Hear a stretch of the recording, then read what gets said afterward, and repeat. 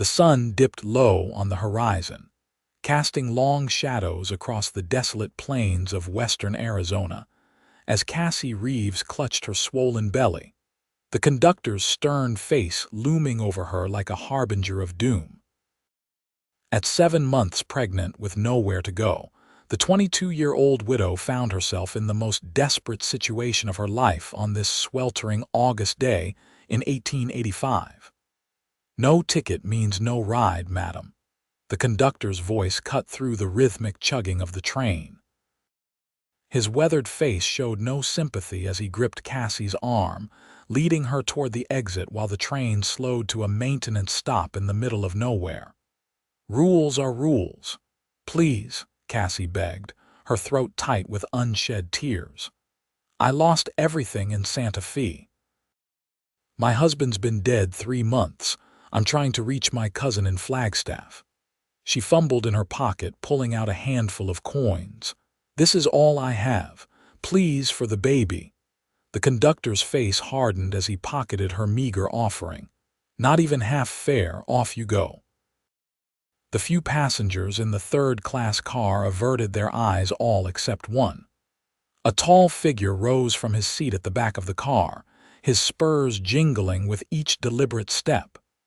"That's no way to treat a lady," came a deep voice, smooth as aged whiskey. Cassie turned, brushing away tears with a dusty hand, to see a man approaching. His face was partially shadowed by a wide-brimmed hat, but she could make out a strong jaw peppered with stubble and eyes the color of a summer storm. "This doesn't concern you, mister," the conductor snapped. "Xavier Pendleton," the stranger introduced himself with a slight tip of his hat, "and I'm making it my concern." He reached into his vest pocket and extracted a crisp bill, pressing it into the conductor's palm. "That should cover the lady's fare to Flagstaff with plenty to spare." The conductor hesitated, looking from the money to Xavier's steady gaze. Wordlessly, he pocketed the bill, released Cassie's arm, and moved along to the next car. "You can have my seat, madam," Xavier said, gesturing toward the back of the car. "It's by the window, might catch a breeze." Cassie stood frozen, one hand protectively over her belly, the other clutching her worn carpet bag. "Why would you help a stranger?" she asked, her voice barely audible over the train's rumble as it began moving again. Xavier's lips quirked in a half-smile. "Because my mama would tan my hide if she knew I sat by while a woman carrying new life was thrown to the wolves." He reached for her bag. "May I?" As Cassie relinquished her bag, their fingers brushed, sending an unexpected jolt through her grief-numbed heart. "Thank you, Mr. Pendleton." "Just Xavier, madam." He guided her to his seat, careful not to touch her more than necessary, respecting her condition and solitude. Cassie sank gratefully into the seat, feeling the weight of the day's fear lifting slightly from her shoulders. Through the window, the vast Arizona territory stretched endlessly, beautiful and brutal in equal measure, just like life itself. "Where will you sit?" she asked, suddenly concerned. Xavier settled on his bedroll in the aisle beside her seat. "I've slept under the stars for weeks at a time, madam. This train floor is practically luxury." Despite herself, Cassie smiled. It felt foreign on her face after months of grief. "I'm Cassie Reeves." "Pleasure to meet you properly, Mrs. Reeves, though I wish it were under better circumstances." As the train rumbled through the gathering dusk, Cassie found herself sharing more than she had intended. How her husband Thomas had died in a mining accident. How his family blamed her for his death, claiming he wouldn't have taken such dangerous work if she hadn't been expecting. How they'd turned her out with nothing but the clothes on her back and what little she could carry. Xavier listened without interruption, occasionally offering a canteen of water or a strip of jerky from his provisions. His quiet strength was comforting in a way she hadn't experienced since Thomas died. "My cousin Martha writes that Flagstaff is growing," Cassie said, fatigue evident in her voice. She says women with education can find work as teachers or clerks. You're educated? Xavier asked, genuine interest in his voice. My father believed girls should learn as much as boys. I taught at a small school before I married. Pride crept into her voice despite her circumstances. A teacher, Xavier nodded appreciatively. Flagstaff would be lucky to have you. As night fell across the desert, the rocking of the train lulled most passengers to sleep.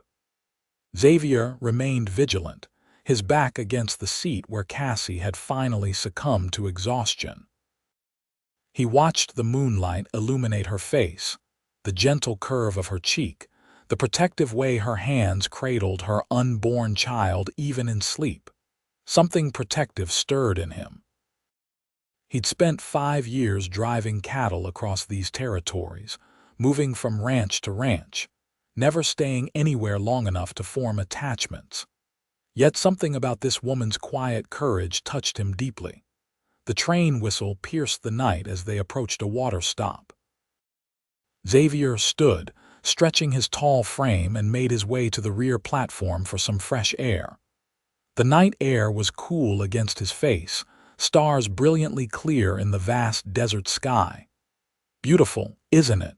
Came a soft voice behind him.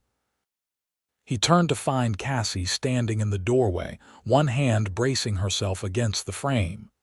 You should be resting, he said, automatically offering his arm for support. She accepted it, stepping carefully onto the platform. I've been doing nothing but sitting for days. The baby gets restless.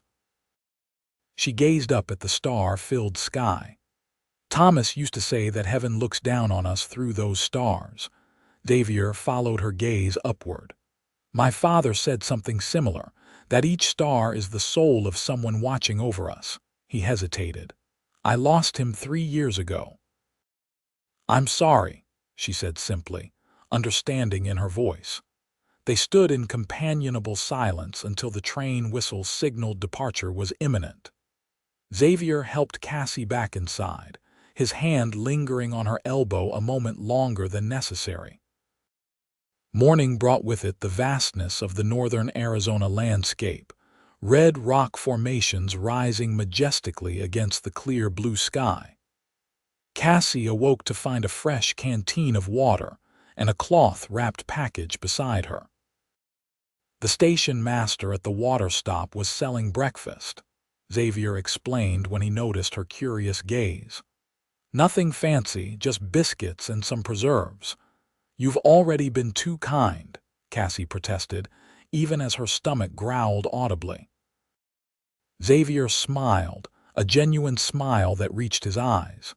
Eat, Mrs. Reeves, for the little one if not for yourself. The biscuits were slightly hard but fresh enough, the preserves sweet and tangy. Cassie found herself ravenous, realizing she hadn't had a proper meal in days. What takes you to Flagstaff? She asked between bites, curious about her benefactor. Work, Xavier replied. I've been offered a position at the Thompson Ranch outside town, foreman with a cabin of my own. That sounds promising, Cassie said, more stable than driving cattle. That's the hope, he admitted. At 30, a man starts thinking about putting down roots. The conversation flowed easily between them as the miles passed. Xavier spoke of his years working ranches across the territories, of stampedes outrun and rivers forded. Cassie shared stories of her childhood in Missouri, her brief teaching career, and the whirlwind romance with Thomas that had brought her west. He was passing through on his way to the silver mines, she explained. Stayed in town only a week, but by the end of it, he'd convinced me to marry him and follow him to Santa Fe. He must have been quite persuasive, Xavier observed. He was, Cassie said softly, memory warming her voice. Full of dreams and so certain everything would work out perfectly. Her hand moved unconsciously to her belly. We were so happy when we learned about the baby. Xavier nodded, understanding the unspoken grief. Thomas sounds like a good man. He was, Cassie agreed, but also reckless. The mine foreman warned him the new tunnel wasn't fully supported. She closed her eyes briefly. His family said I drove him to take risks, needing extra money for the baby. That's not fair, Xavier said firmly. A man makes his own choices. Fair or not, they made their feelings clear at the funeral. Cassie's voice grew distant. My mother-in-law gave me 3 days to vacate their home, said I was never truly family. Xavier's jaw tightened. Some folks forget their Christian charity when it's most needed. The train began to slow as they approached a small town nestled among pine trees. Williams, Xavier explained. Last stop before Flagstaff. Several passengers departed while others boarded, including a large man whose expensive suit and gold watch chain marked him as a man of means. He surveyed the car with obvious distaste before reluctantly taking a seat across from Cassie. Cattle baron or mine owner, Xavier murmured to Cassie. Too clean for a working rancher. The newcomer caught Xavier's assessment and frowned. You have business with me, cowboy. None at all, sir, Xavier replied evenly, though his posture straightened subtly. The man's gaze shifted to Cassie, lingering on her swollen belly with undisguised judgment before he turned pointedly away. Cassie felt herself flush with shame. Xavier leaned closer to her. Pay him no mind, Mrs. Reeves. Some men have wealth but no true riches. The sentiment warmed her, but as the train pulled away from Williams, Cassie felt a sudden sharp pain grip her abdomen. She gasped, clutching at her belly. Mrs. Reeves. Xavier was immediately alert, concern etched on his features. It's nothing, she tried to assure him, but another pain seized her stronger than before. Fear bloomed in her chest. It's too early, she whispered. Xavier's expression shifted from concern to determination. How far apart are the pains? I don't know, Cassie admitted, fighting panic. This is the second one, but it felt different from the usual discomfort. Xavier glanced around the car. Most passengers were minding their own business, but the well-dressed man was watching with obvious displeasure. Conductor, Xavier called as the man passed through the car. The conductor, a different man from the previous day, approached with a questioning look. The lady needs assistance, Xavier explained. She's having pains and her time isn't due yet. The conductor's expression turned worried. We're an hour from Flagstaff. No doctor until then. Is there any private space on the train? A baggage car, perhaps? Xavier pressed. There's the mail car, the conductor said hesitantly. Not comfortable, but private. Another pain gripped Cassie and she couldn't suppress a moan. The well-dressed man across the aisle stood abruptly. I will not share a car with a woman in such a condition, he declared loudly.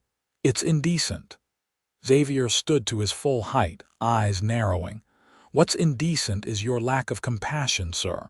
The man sputtered, but the conductor intervened. Please, gentlemen, we don't need trouble. He turned to Xavier. I'll take the lady to the mail car. There's an attendant there who can help while I fetch the doctor at the next stop. Xavier gathered their meager belongings while the conductor helped Cassie to her feet. As they made their way slowly through the swaying train, Cassie clung to Xavier's arm, her face pale with fear. Don't leave, she whispered as another pain seized her. I won't, he promised, his voice steady despite the worry in his eyes. The mail car was cluttered but clean, with enough space cleared among the mail bags to make a makeshift bed. The attendant, a young man named Billy, looked terrified at the prospect of a woman in labor, but hurried to fetch water and clean linens from the dining car. Left alone momentarily with Cassie, Xavier knelt beside her improvised bed. You're going to be fine, he assured her, trying to project confidence he didn't entirely feel. Doctors say sometimes these are just practice pains. Cassie nodded, wanting to believe him, but the increasing intensity of the contractions made her doubt. "If something happens to me," she began. "Nothing's happening to you," Xavier cut her off gently but firmly. "You focus on breathing easy and thinking good thoughts." When Billy returned with supplies, Xavier sent him to find any women passengers willing to help. To their relief, an elderly woman introduced herself as Mrs. Henderson, a midwife's daughter. "Let me have a look at you, dear," she said kindly to Cassie, shooing the men to the far end of the car while she examined her. After a tense few minutes, Mrs. Henderson called Xavier back. "False labor," she announced, patting Cassie's hand.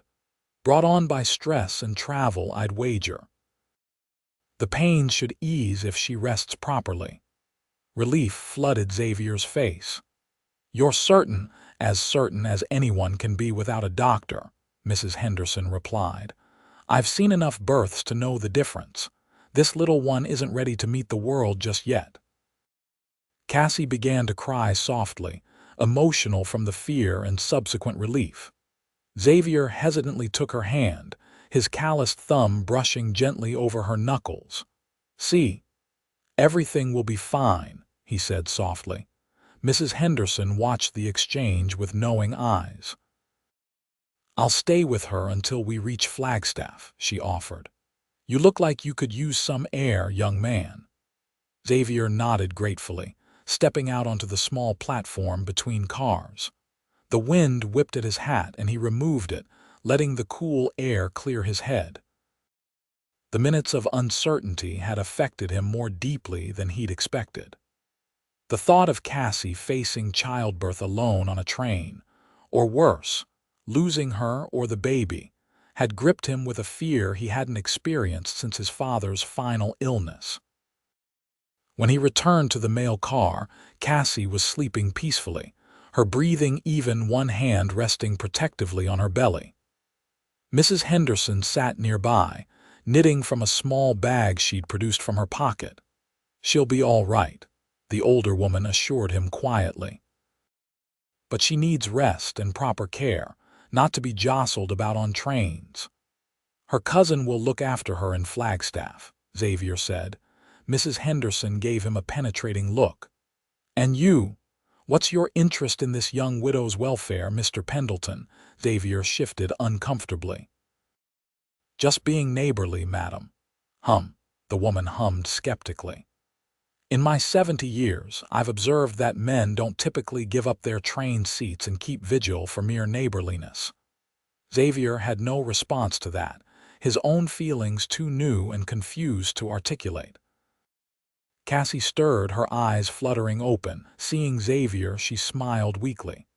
"The baby's settled," she murmured. "I think he was just protesting the uncomfortable seats." "He?" Xavier asked, a small smile tugging at his lips. "Or she," Cassie amended. "Thomas was convinced we'd have a son." Mrs. Henderson excused herself tactfully, claiming a need to check on her belongings in the passenger car. Alone with Cassie, Xavier sat on a mail bag near her makeshift bed. "You gave me quite a scare," he admitted. "I scared myself," Cassie replied. "All I could think was that I couldn't lose this baby too." Her hand moved protectively over her belly. "It's all I have left of him," Xavier nodded, understanding her fear. "When we get to Flagstaff, you should see a proper doctor." "I will," she promised, "if Martha can afford it." The train whistle sounded, announcing their approach to Flagstaff. Xavier helped Cassie sit up slowly, supporting her back with his strong hand. "You think you can walk to the passenger car?" he asked. "Or should I carry you?" Cassie blushed at the thought. "I can walk, though I might need your arm for support." As they made their way carefully back to their seats to gather their belongings, Cassie was acutely aware of Xavier's solid presence beside her, his arm strong and steady under her hand. The well-dressed man from earlier was mercifully absent from the car.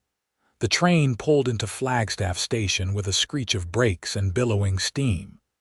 Through the window, Cassie could see a bustling platform, so different from the small depot at Williams. Flagstaff was a proper town, with wood frame buildings lining the street beyond the station and pine trees framing the backdrop. Xavier helped her down the steps to the platform, where passengers were greeting family or hiring wagons to their destinations. Cassie looked around anxiously for her cousin. She said she'd meet the train, Cassie murmured, scanning the crowd. A harried-looking woman with a toddler on her hip approached them. Cassie Reeves, Martha, Cassie's face lit with relief.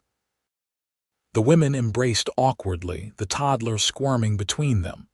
Martha looked her cousin up and down, concern evident in her expression. "You're so pale.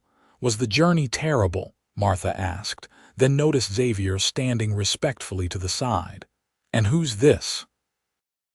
"Xavier Pendleton," he introduced himself with a tip of his hat. "Just lending a hand to Mrs. Reeves during the journey." Martha's eyebrows rose slightly, but she nodded in acknowledgement. "Thank you for your assistance, Mr. Pendleton." She turned back to Cassie. "We should get you home." "You look dead on your feet." Cassie hesitated, looking back at Xavier. "I don't know how to thank you properly." Xavier shook his head. "No thanks needed, Mrs. Reeves." "At least let me repay the train fare," Cassie insisted, though they both knew she had no means to do so. "Consider it a gift," Xavier said firmly, "for you and the little one." Martha watched this exchange with interest. "Mr. Pendleton, might I ask where you're staying in Flagstaff? Perhaps we could have you to dinner sometime as a proper thank you." "I'm heading to the Thompson Ranch," Xavier replied, "starting work as foreman there tomorrow." "Why, that's not 3 miles from our place," Martha exclaimed. "John, that's my husband, does business with Mr. Thompson regularly." A flicker of something like hope crossed Cassie's face. "So we might see you again." "It appears likely, Mrs. Reeves," Xavier said, his eyes holding hers for a moment longer than necessary. "I wish you well." As Martha led Cassie toward a waiting wagon, Cassie looked back once to see Xavier still standing on the platform, his tall figure silhouetted against the afternoon sun. He raised a hand in farewell, and she returned the gesture, a strange mixture of gratitude and something undefined stirring in her heart. Martha and John Weston's home was modest but comfortable, a 2-room cabin with a small addition that Martha explained would be Cassie's room until after the baby came. John, a stocky, bearded man with kind eyes, welcomed Cassie warmly, showing none of the judgment she'd feared. That night, after a simple but satisfying meal, Cassie sat on the edge of her narrow bed, rubbing her aching back. Through the thin walls, she could hear Martha and John speaking in low voices. "The poor girl," Martha was saying. "Thomas barely cold in his grave and his family turning her out like that." "It's not right," John agreed, his deep voice rumbling. "But she's safe now and we'll look after her. That cowboy who helped her, there was something there, I think." "Martha, don't go matchmaking," John chided gently. "She's in mourning and expecting another man's child." "I'm not saying now," Martha defended herself, "but eventually. A woman alone with a child needs a good man, John." Cassie pressed her hands to her heated cheeks, embarrassed by the direction of the conversation, but unable to deny that Xavier Pendleton had stirred feelings in her she'd thought buried with Thomas. Guilt immediately followed. How could she even think of another man when she carried her husband's child? Sleep came fitfully that night, her dreams a confused mixture of Thomas's face, the rumbling train, and Xavier's steady presence beside her. The next few weeks passed in a blur of domestic activity. Martha helped Cassie sew a layette for the baby from fabric remnants, while John built a small cradle in the evenings after returning from his work at the lumber mill. Cassie insisted on contributing to the household, taking over much of the cooking and helping with Martha's 2-year-old son, Ethan. True to Martha's prediction, the Westons' path crossed with Xavier's sooner rather than later. John returned from town one Saturday afternoon with news that Mr. Thompson was hosting a small gathering the following day after church services, and the Westons, including Cassie, were invited. "It's nothing formal," John assured them. "Thompson likes to get the families of the men who work with him together once in a while, says it builds community." "Will Mr. Pendleton be there?" Martha asked innocently, ignoring Cassie's warning glance.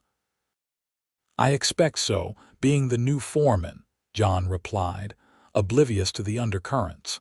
"Thompson speaks highly of him already."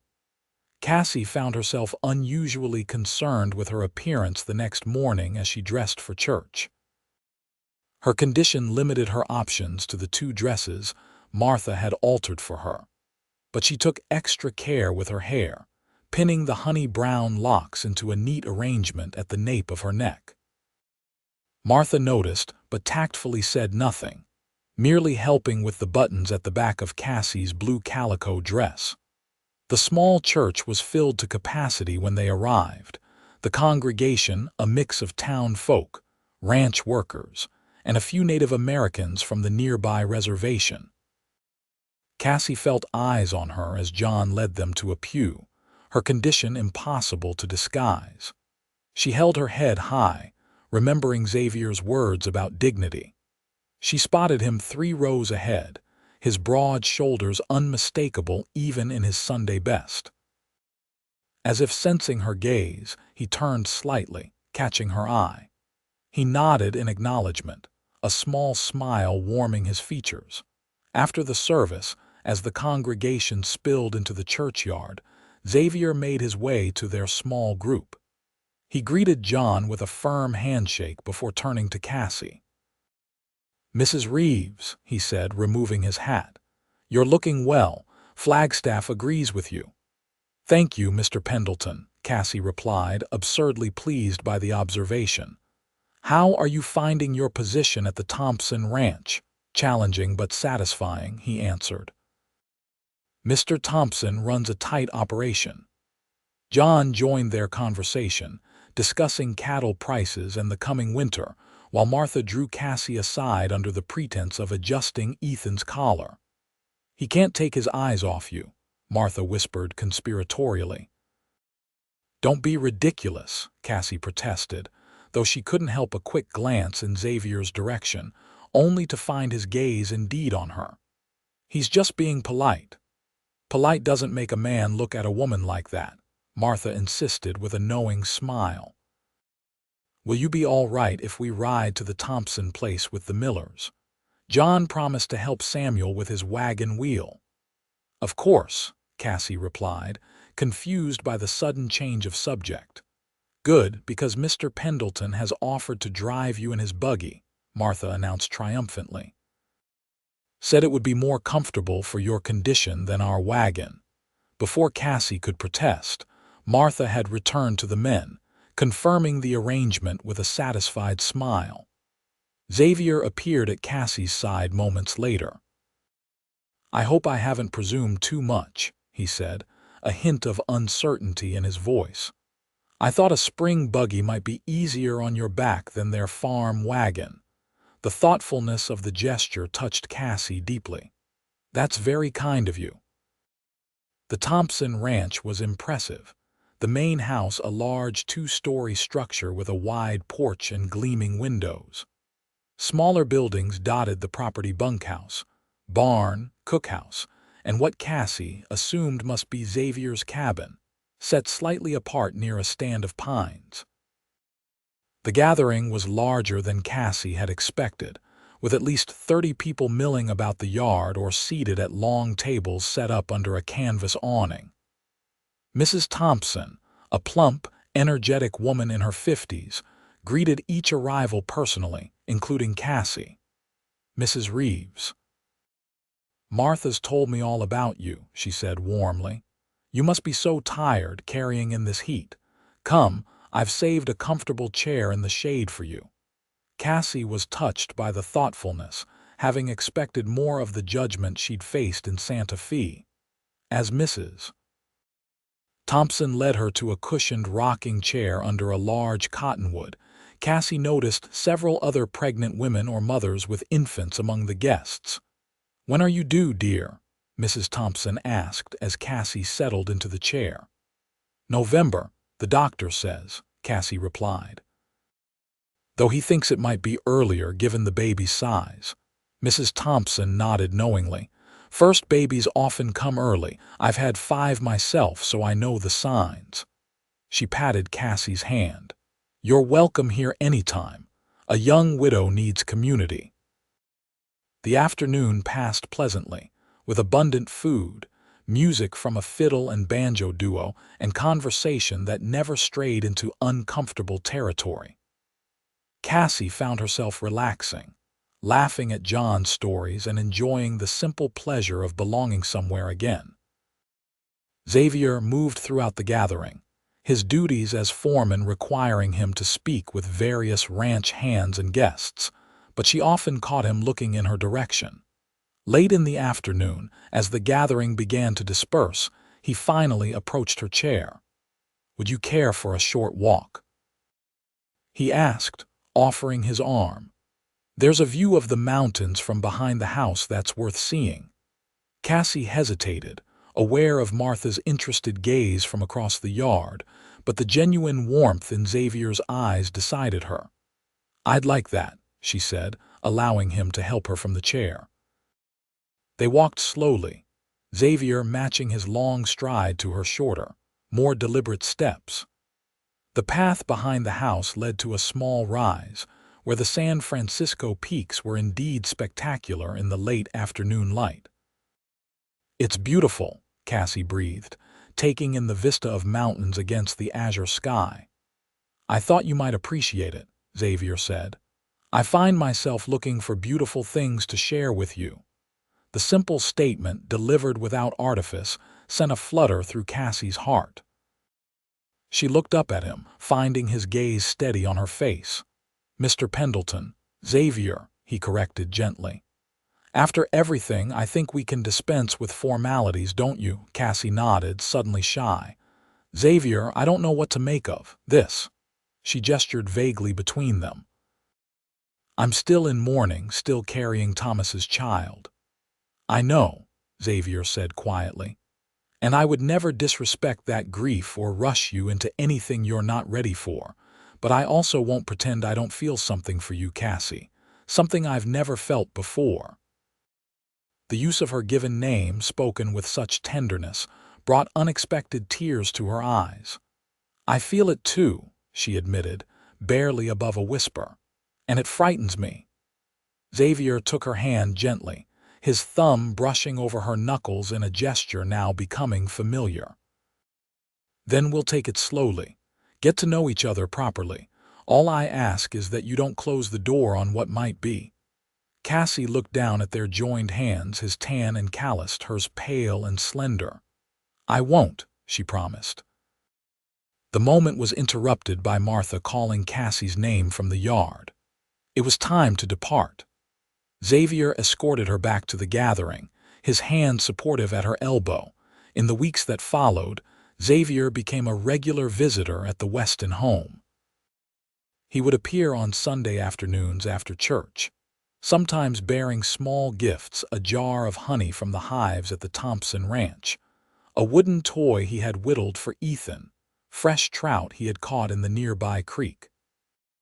For Cassie, he once brought a book of poetry he had purchased from a traveling salesman, remembering her mention of enjoying verse. These gestures, small but thoughtful, endeared him not only to Cassie, but to the entire Weston household. Even John, initially protective of his wife's vulnerable cousin, came to appreciate Xavier's steady character and work ethic. As September gave way to October, Cassie's condition became increasingly uncomfortable. Her back ached constantly, and sleep proved elusive. The doctor in town, upon examining her, confirmed that the baby was large and might indeed come earlier than November. "You're healthy and the baby is positioned properly," he reassured her. "But I want you resting as much as possible these next few weeks." This decree limited Cassie's activities considerably. Unable to attend church or make the journey to town, she found herself confined largely to the Weston cabin. Xavier, learning of this from John, took to visiting in the evenings after his work was done, often bringing his dinner to share with the family. On one such evening in mid-October, after John and Martha had retired and Ethan was asleep, Xavier and Cassie sat on the small porch, watching the stars emerge in the clear mountain sky. Despite the growing chill, Cassie found the fresh air a relief after being indoors all day. "I've been thinking about names," she said, breaking a comfortable silence. "Thomas wanted to name a boy after his father, Samuel, but I'm not sure now." Xavier nodded thoughtfully. "What names do you favor for a boy, perhaps David or James?" She rubbed her belly absently. "For a girl, maybe Elizabeth or Grace. All fine names," Xavier approved. "Strong but gentle like their mother." Cassie smiled at the compliment, then winced as the baby delivered a particularly forceful kick. Without thinking, she reached for Xavier's hand, placing it on her belly. "Feel that? He's quite the little fighter." Xavier's eyes widened in wonder as the baby kicked again, directly against his palm. "That's amazing," he said softly. "A new life, right there under my hand." The intimacy of the moment struck them both simultaneously. Cassie's breath caught as Xavier's gaze met hers, the wonder in his eyes shifting to something deeper, more intense. Slowly, giving her every chance to pull away, he leaned closer. His lips met hers in a kiss so gentle it was barely a whisper, yet it sent electricity coursing through Cassie's veins. When he pulled back, his eyes searched hers, looking for any sign of regret or discomfort. "I'm sorry if that was too forward," he began. Cassie shook her head, cutting off his apology. "It wasn't." Her hand found his where it still rested on her belly.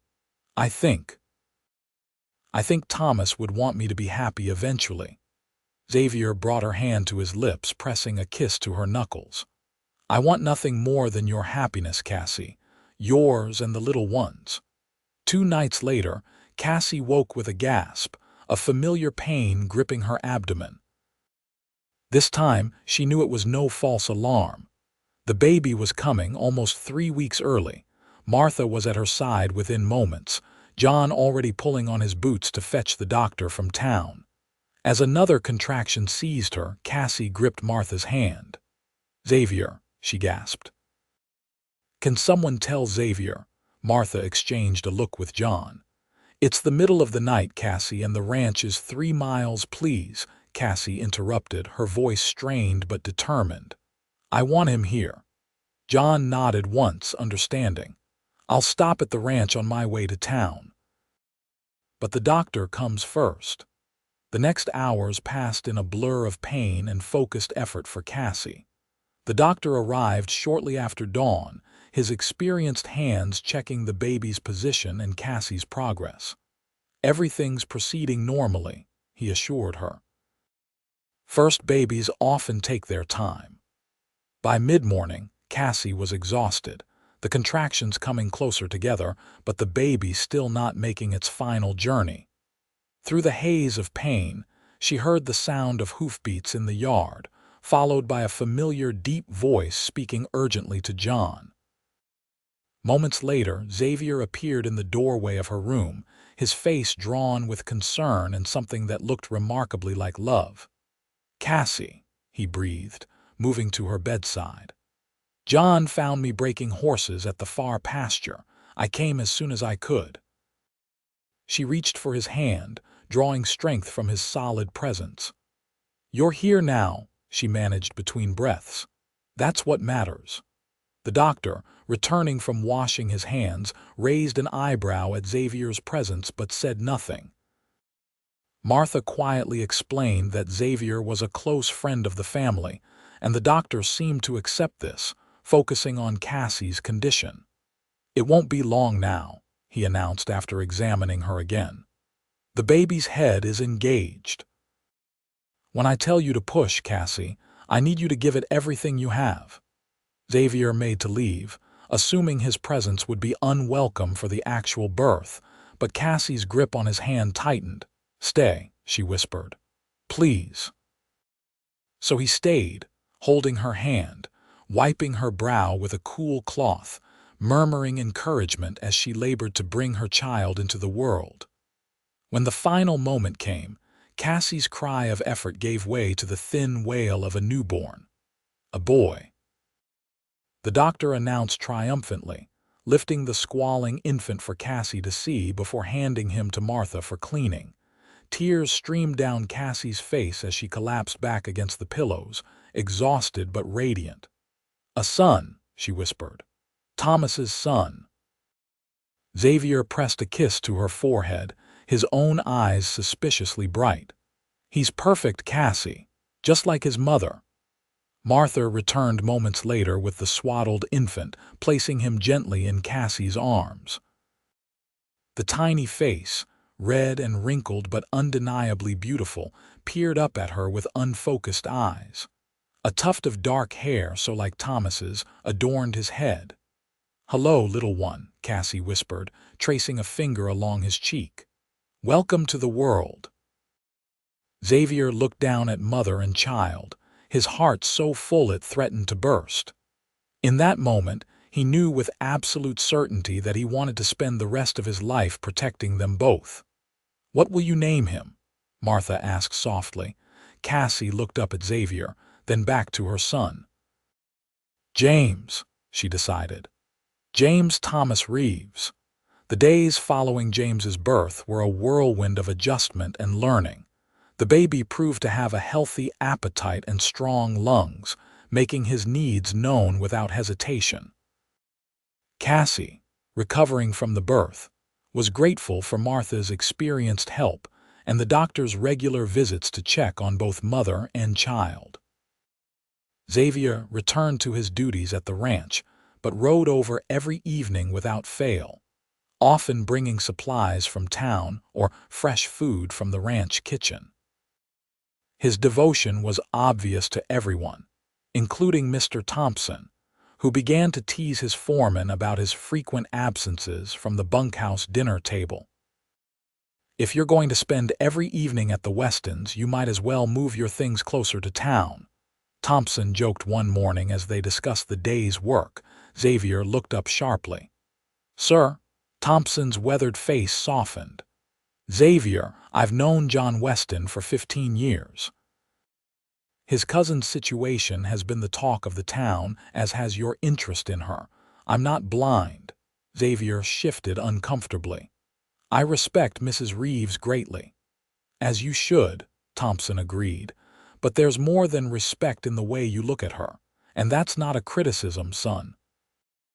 A woman alone with a baby needs a good man, especially out here."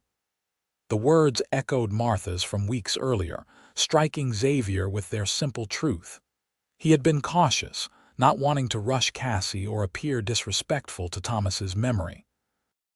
But the pull between them was undeniable, growing stronger with each passing day.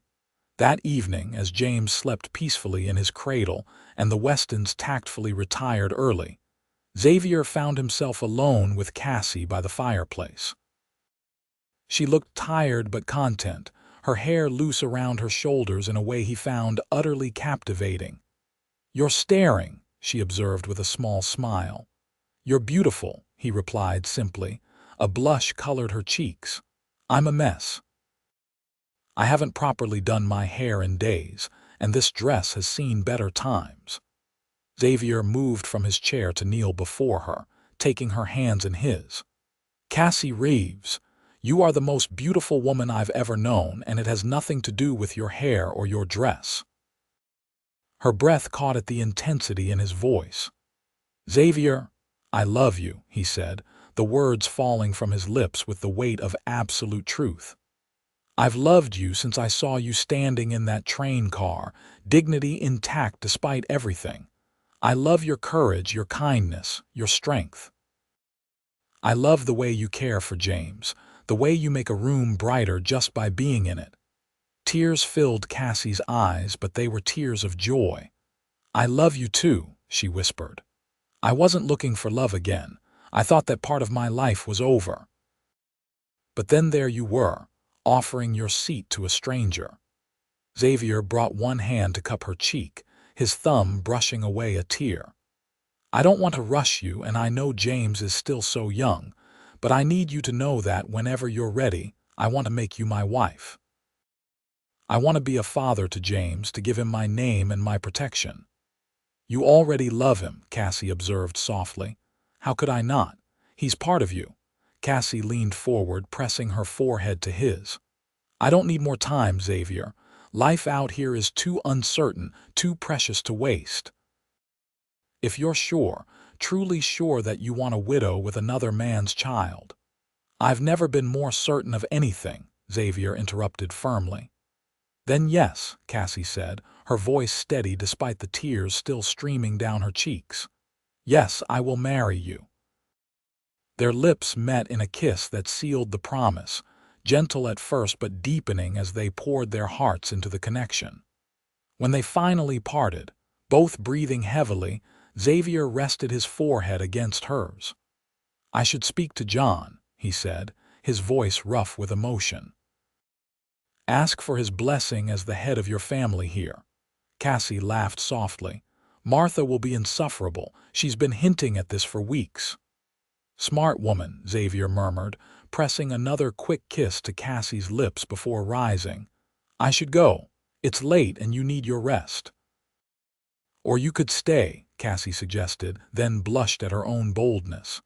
"Not like that, not yet, but just be here when I wake up, when James wakes up." Xavier's heart swelled at the simple request, the trust it implied. "John and Martha will understand," Cassie finished for him. "The settee is perfectly comfortable. I've napped there myself." Unable to deny her anything, Xavier agreed, settling on the narrow settee while Cassie retired to her room with a final shy smile. Despite the cramped accommodations, he slept better than he had in weeks, knowing she was just a room away, safe and soon to be his. Morning brought the expected teasing from Martha and a gruff, but approving nod from John when Xavier formally asked for Cassie's hand. The couple decided on a simple ceremony before the month's end, seeing no reason to delay what their hearts had already decided.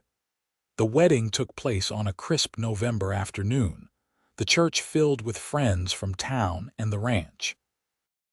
Mr. Thompson had insisted on hosting the celebration afterward at the ranch, an offer that touched both Cassie and Xavier deeply. As Cassie stood before the minister in a dress of pale blue, Martha had insisted she not wear widow's black for a wedding with James cradled in her arms. She felt a profound sense of rightness.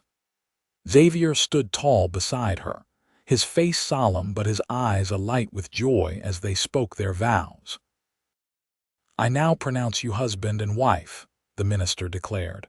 "Mr. Pendleton, you may kiss your bride." Xavier's kiss was gentle but full of promise, mindful of the baby between them. As they turned to face the congregation as husband and wife, Cassie felt Thomas's presence briefly, like a warm breeze passing through her heart, not with jealousy or regret, but with blessing. The celebration at the Thompson Ranch lasted well into the evening, with music, dancing, and enough food to feed an army. As darkness fell, lanterns were lit around the yard, casting a golden glow over the festivities. Xavier found Cassie sitting by the fire, James sleeping peacefully in her arms. "Mrs. Pendleton," he said, the name like honey on his tongue. "May I have this dance?" "I should put James down first," Cassie replied, smiling up at her new husband. Martha appeared as if summoned. "I'll take him. My room's all prepared for the little one tonight." With James safely handed over to his honorary aunt, Xavier led Cassie to where couples were dancing to a slow waltz. He held her close, breathing in the scent of her hair as they moved together. "Happy," he murmured against her temple. "Completely," she replied, leaning into his strength. I never thought I could feel this way again. This is just the beginning, Xavier promised. We have our whole lives ahead of us. Later that night, in the privacy of Xavier's cabin, their now husband and wife consummated their marriage with tender passion. Xavier's touches were reverent, mindful of Cassie's still healing body, but no less ardent for their gentleness. When they finally lay tangled together in the afterglow, Cassie traced the line of Xavier's jaw with wonder. "I think I've loved you since you stood up to that conductor," she confessed. "I just couldn't admit it to myself then." Xavier kissed her palm. "I knew I was in trouble the moment I saw you stand straight and proud despite everything. You had such dignity, such strength." "You saw me when I felt invisible," Cassie said softly. "That's a gift I can never repay." "Your love is repayment enough," Xavier assured her, pulling her closer against his side. "That and watching James grow, maybe giving him brothers and sisters someday." The thought of expanding their family brought a warm glow to Cassie's heart. "I'd like that," she whispered. "Very much." Life settled into a rhythm for the Pendleton family. Xavier continued his work as foreman, earning the respect of the ranch hands and Mr. Thompson's increasing trust. Cassie focused on creating a home in their cabin, which Xavier steadily improved with additional rooms and comforts as James grew. The boy thrived under the love of both his mother and the man he would come to know as his father. Though Xavier was not his blood, no one could doubt the bond between them. Xavier taught James to ride almost before he could walk, fashioned him toy horses and cattle, and read to him every night before bed. As James's first birthday approached, Cassie discovered she was expecting again. The news delighted Xavier beyond measure, his hand constantly finding its way to her still flat belly in wonder. "This time I'll be with you from the beginning," he promised. "Every step of the way." The pregnancy progressed smoothly, with none of the stress and fear that had marked Cassie's time carrying James. In late summer of 1887, she gave birth to a daughter they named Sarah Elizabeth, a robust baby with Xavier's storm-gray eyes and Cassie's honey-brown hair. James, not quite 2, was fascinated by his tiny sister, constantly wanting to touch her and bring her his favorite toys. Xavier's heart nearly burst with pride watching his son, for James was his son in every way that mattered, protect his baby sister with such instinctive care. As the years passed, the Pendleton family continued to grow and flourish. A third child, another boy they named William, joined them in 1889. By then, Xavier had saved enough to purchase a small ranch of his own adjacent to the Thompson property, allowing them to build a larger home and establish their own cattle operation. Mr. Thompson, having no sons of his own, had become a mentor to Xavier, teaching him the business side of ranching, and eventually offering him a partnership that would ensure the continued success of both their operations. Cassie, meanwhile, had begun teaching again, first just James and the children of nearby ranchers, then eventually in a small schoolhouse built on the boundary between the Thompson and Pendleton properties. Her reputation as a kind but firm teacher spread throughout the area, and soon families from as far as 10 miles away were sending their children to learn from Mrs. Pendleton.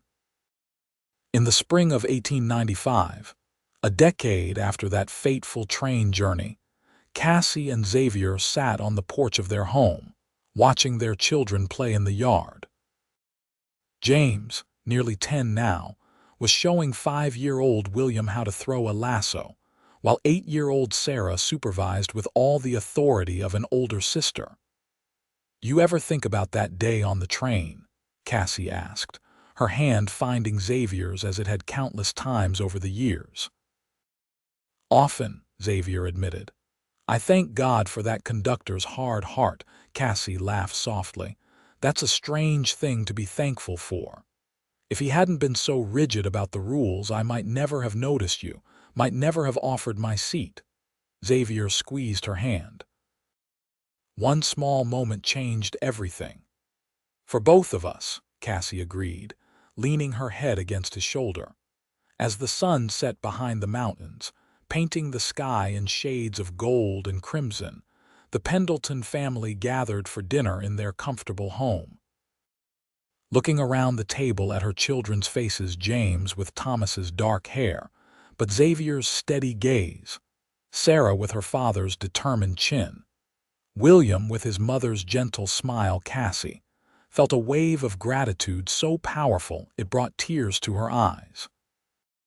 From desperation on a dusty train platform to this life of love and purpose, the journey had not been without its hardships, but every step had led her home. To Xavier, to their children, to this life they had built together. Later that night, with the children asleep and the house quiet, Cassie and Xavier stood on their porch, arms around each other as they gazed at the star-filled sky. "You remember what you told me about the stars?" Cassie asked softly. "That first night on the train." Xavier nodded, his cheek resting against her hair. "That each one is the soul of someone watching over us." "I believe Thomas is up there," Cassie said, her voice peaceful, "watching over James, glad that we found each other."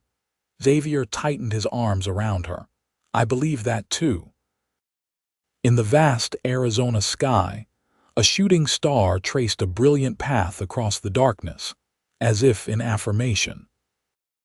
And in that moment, standing in the circle of her husband's arms with their children sleeping safely nearby, Cassie Pendleton knew with absolute certainty that sometimes life's greatest blessings come disguised as its greatest challenges, that sometimes being thrown from a train can lead you exactly where you're meant to be.